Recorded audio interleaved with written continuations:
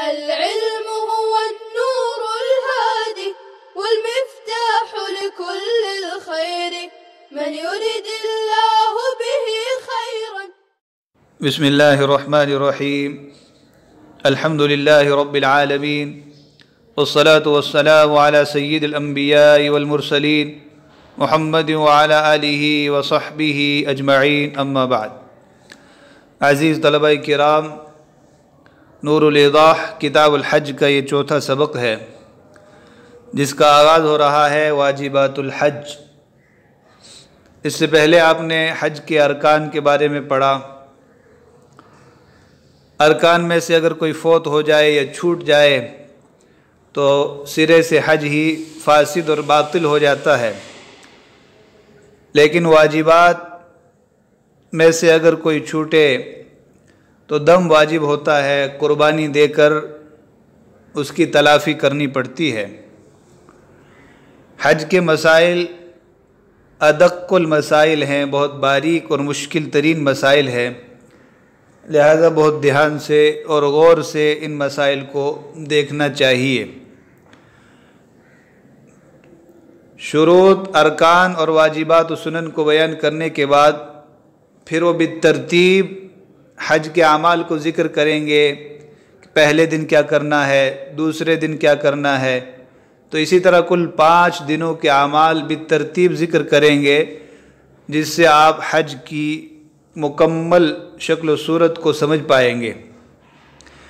اور جب بالترتیب اعمال حج کو ذکر کریں گے تو انشاءاللہ اسی ترتیب سے آپ کو کچھ توضیحی نقشے اور جداول دکھائے جائیں گے جن سے آپ طواف کا آغاز کہاں سے ہوگا، کس طرح ہوگا، پھر سعی، رمی جمرات، مزدلفہ اور عرفات کے تمام اعمال کو توضیحی نقشوں سے سمجھیں گے.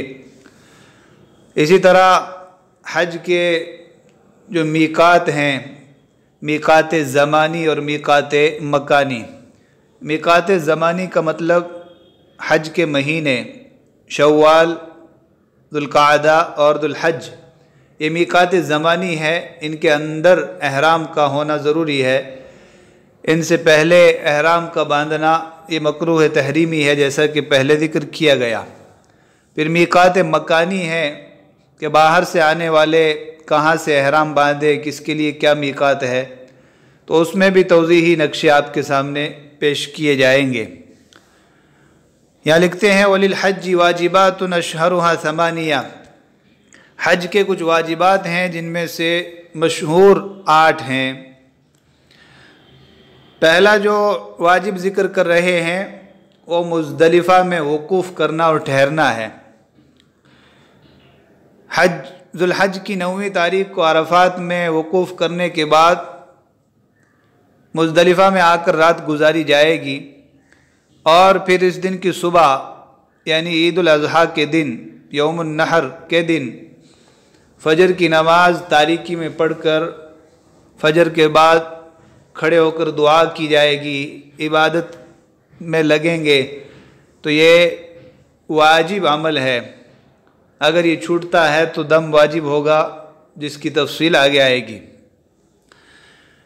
فرما رہے ہیں الاول الوقوف بمزدلفہ ولو لحظۃ. پہلا واجب مزدلفہ میں وقوف کرنا ہے، ٹھہرنا ہے، گرچہ تھوڑی دیر کے لیے ہو، ایک لحظہ کے برابر ہو.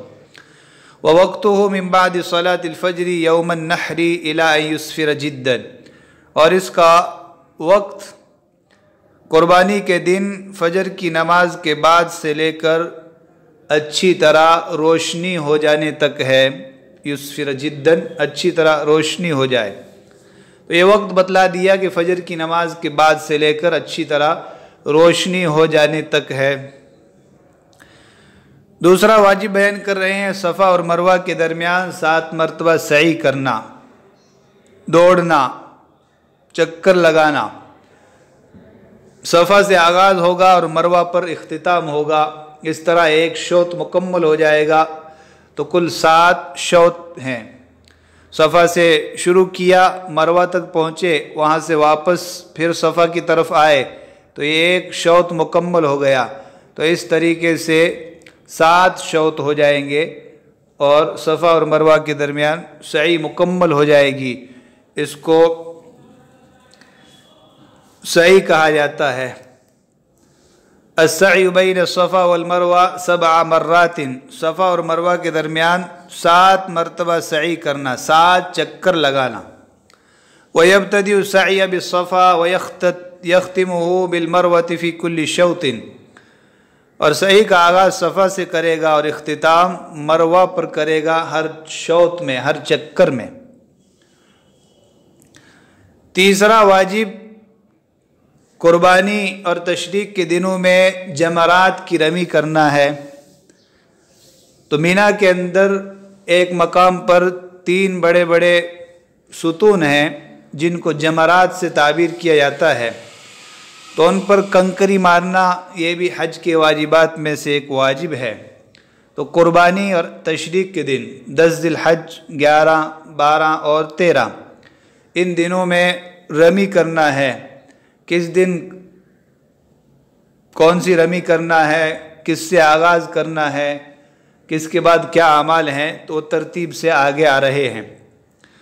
الثالث رمی الجماری فی ایام النحر والتشریق، تیسرا واجب قربانی اور تشریق کے دنوں میں جمرات کی رمی کرنا ہے، ستونوں پر کنکر مارنا ہے۔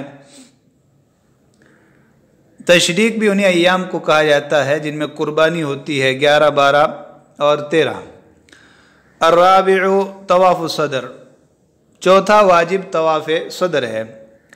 طواف کی کئی اقسام ہیں، ایک طواف قدوم، لفظوں سے بات سمجھ لیں، آمد کے وقت، مکہ پہنچنے کے وقت جو طواف کیا جاتا ہے اس کو طواف قدوم، آمد کے وقت کا طواف۔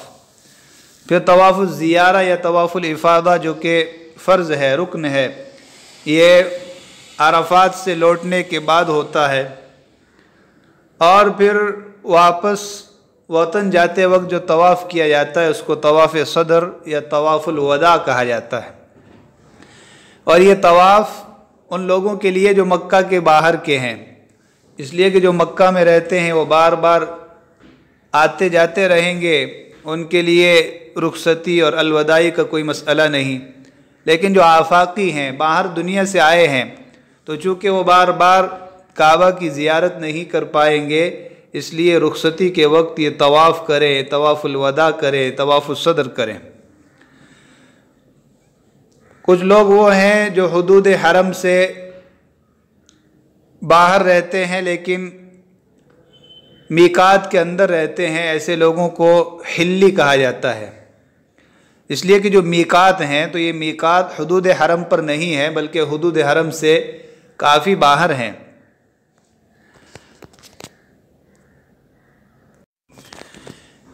یہ آپ کے سامنے ایک نقشہ ہے، اس میں آپ دیکھیں حدود حرم،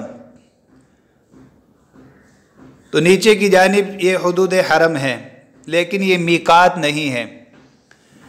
تو ان حدود حرم کے اندر رہنے والا شخص مکی کہلاتا ہے، اور ان حدود حرم سے باہر مثلا تنعیم میں رہے، حدیبیہ یا جعرانہ وغیرہ میں رہے تو اس کو کہا جاتا ہے حلی۔ جو حدود حرم سے باہر رہے لیکن میقات کے اندر رہے تو ایسے شخص کو کہا جاتا ہے حلی۔ اب جو میقات ہیں جیسا کہ اوپر والے نقشے میں یلملم ہے، قرن المنازل ہے، ذات العرق ہے، جحفہ ہے، ذو الحلیفہ ہے، تو یہ میقات ہیں۔ ان میقات سے بھی باہر رہنے والا شخص ہو تو اس کو آفاقی کہا جاتا ہے۔ تو 3 نام ہیں، مکی جو ان حدود حرم کے اندر رہے، مثلا مکہ میں، مینا یا مزدلفہ میں رہے تو وہ مکی ہے۔ یہاں سے تو باہر رہے، مثلا تنعیم میں رہتا ہو، حدیبیہ میں، جعرانہ میں رہتا ہو تو وہ حلی کہلائے گا، اور جو میقات سے باہر رہے وہ آفاقی کہلائے گا۔ اب جو شخص مکہ میں رہتا ہے اس کو طواف صدر اور طواف وداع کرنے کی ضرورت نہیں، وہ بار بار حرم آتا رہے گا۔ لیکن جو آفاقی ہے تو چونکہ بہت کم ہی اس کو واپس آنے کے مواقع ملیں گے، اس لیے حج کے تمام ارکان، اعمال، مناسک ادا کرنے کے بعد جب وہ رخصت ہونا چاہے تو وہ طواف کرے گا۔ اس طواف کو طواف صدر بھی کہتے ہیں اور طواف وداع بھی کہتے ہیں۔ نیچے لکھ رہے ہیں بفتح الصاد والدال، صدر، صدر نہیں بلکہ صدر، اس کا معنی ہے رجوع۔ وسمی بذلك لأن الحاج يفعله عند ارادته الرجوع الى اهله، اس لیے کہ یہ طواف حاجی اس وقت کرتا ہے جب گھر کی طرف لوٹنا چاہے۔ تو یہ آفاقیوں کے لیے ہے، مکی لوگوں کے لیے نہیں۔ ایک قول یہ کہ یہ سنت ہے، لیکن واجب کا قول یہی اقویٰ اور راجح ہے۔ الرابع طواف الصدر لغیر اہل مکہ، طواف صدر ہے اہل مکہ کے علاوہ کے لیے۔ وقیل ان هذا الطواف سنت، اور ایک قول یہ کہ یہ طواف سنت ہے، لیکن بتلایا گیا کہ راجح قول واجب والا ہے۔ پانچواں جو رکن ہے وہ مینا میں قربانی کے بعد سر مڈوانا یا بال کٹوانا ہے۔ اختیار دیا گیا ہے لیکن افضل حلق ہے، سر مڈوانا، لیکن کوئی مڈوا نہ سکے تو اس کے لیے قصر ہے۔ تو اس میں بھی دو قول ہیں، لیکن واجب کا جو قول ہے وہی راجح ہے۔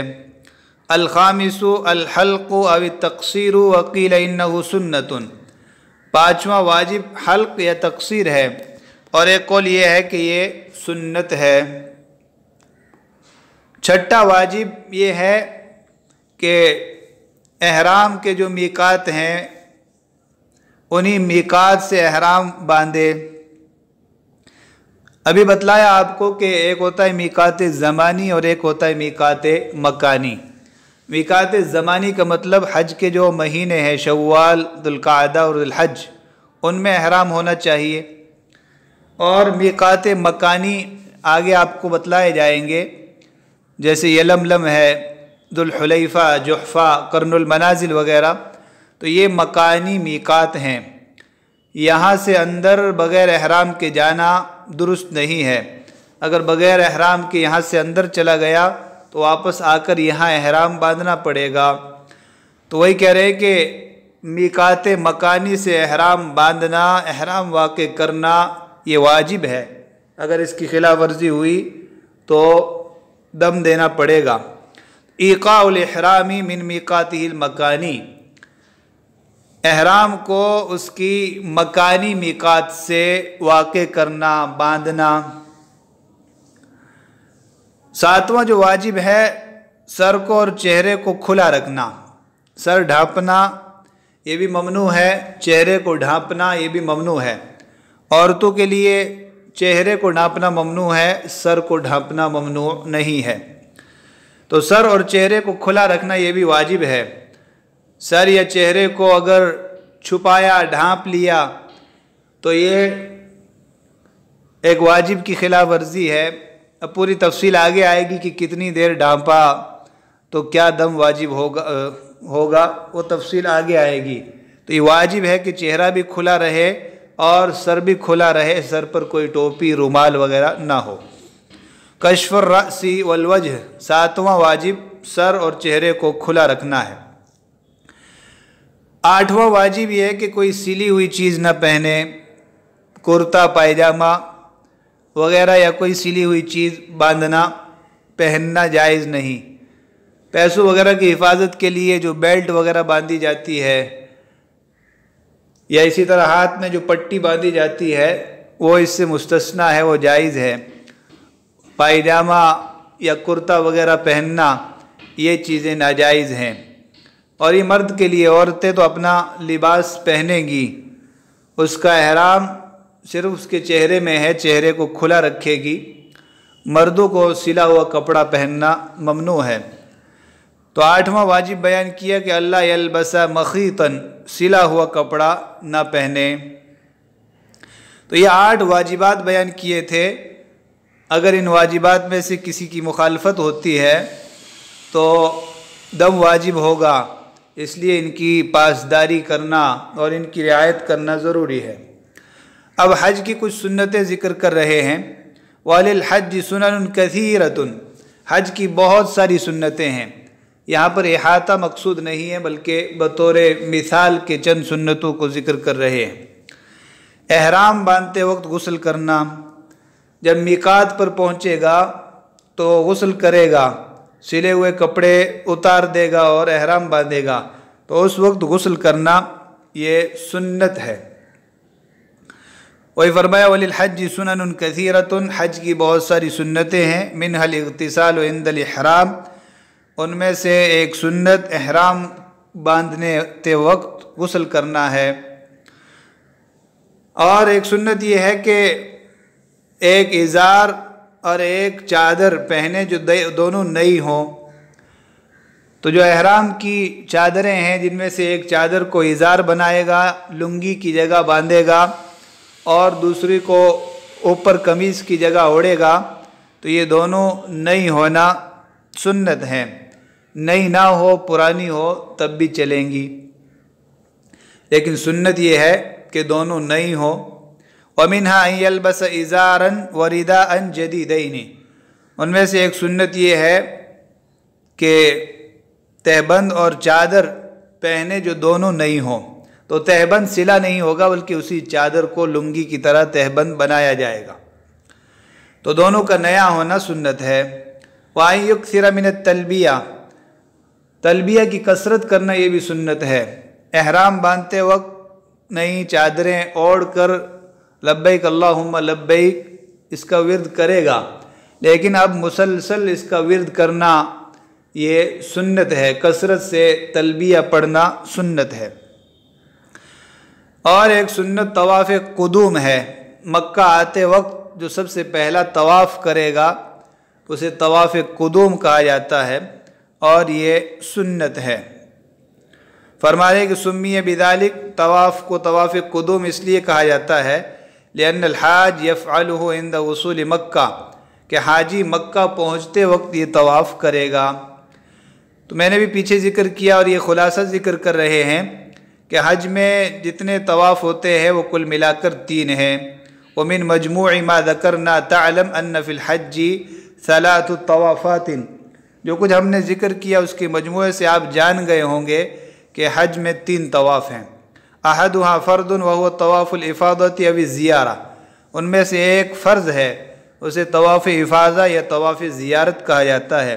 وثانیها واجب وهو طواف الصدر، اور دوسرا واجب ہے اور وہ طواف صدر ہے۔